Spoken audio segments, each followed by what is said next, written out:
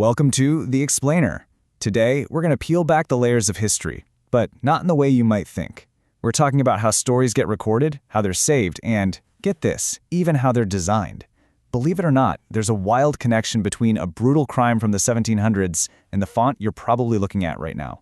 It's a journey that shows how every tiny detail really does shape what we think we know about the past.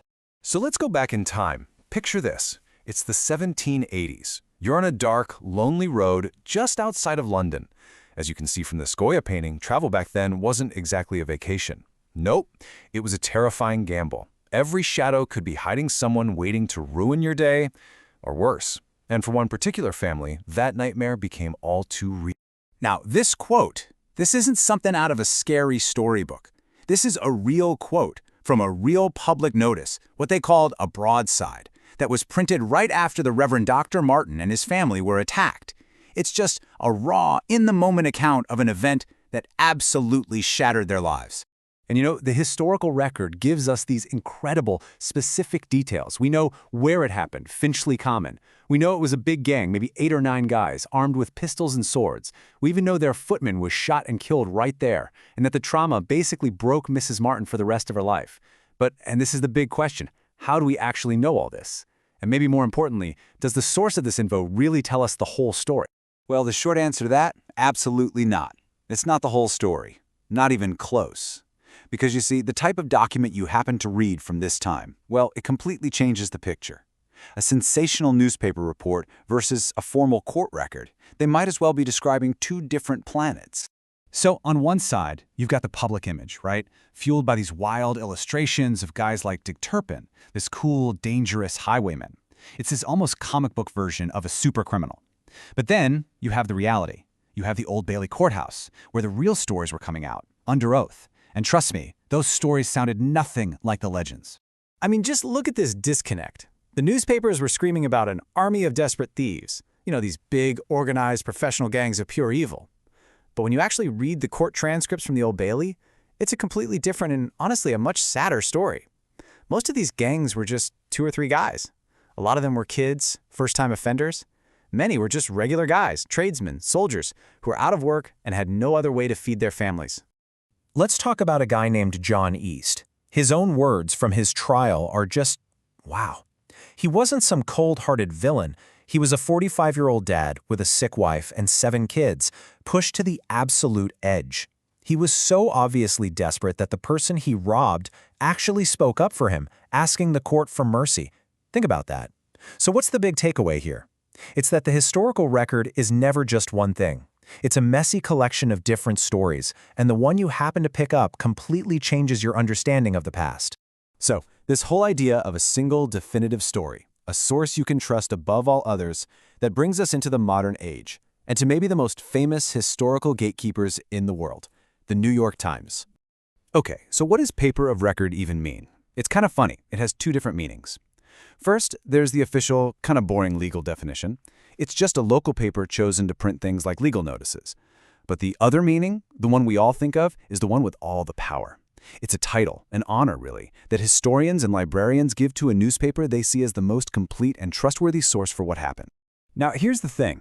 The New York Times didn't just get lucky and fall into this role. Oh no, they built it. They engineered it. Back in 1913, they started publishing an annual index, a total game changer because it made their archives searchable. Then in the 20s, they got really smart. They started selling that index, along with special long-lasting paper editions, directly to libraries.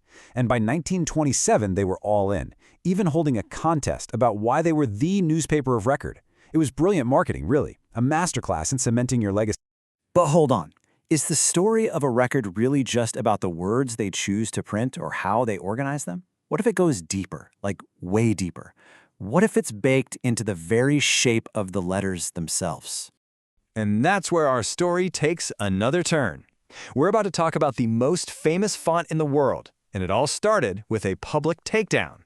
So in 1931, this genius typographer, Stanley Morrison, basically calls out the Times newspaper in public.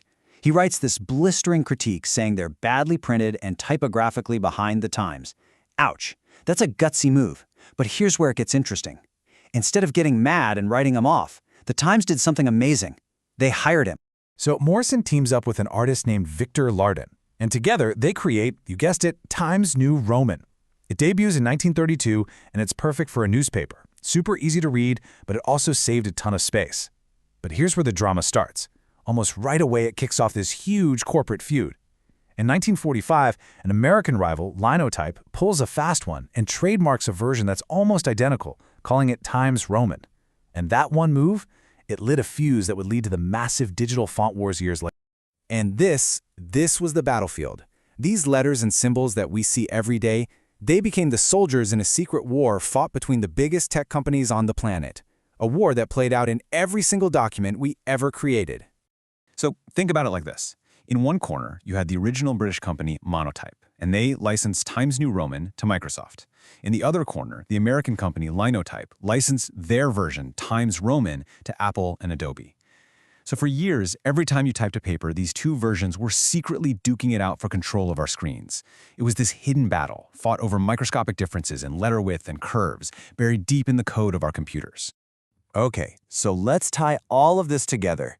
What does this all mean for how we see the past? I mean, think about the journey we just went on. We started with the gut-wrenching words of a desperate criminal in a courtroom 200 years ago. Then we jumped to how a single newspaper carefully built its reputation as the source of truth.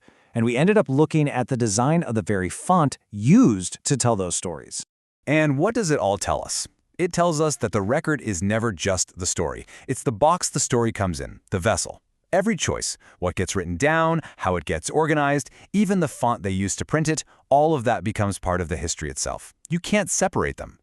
So it really makes you think, right? What are the hidden forces, the corporate decisions, the commercial battles that are shaping the records of our time right now? What secret histories are being written into the code, the algorithms, and yes, even the fonts that we use every single day? That's a lot to think about. Thanks for joining me for this explainer.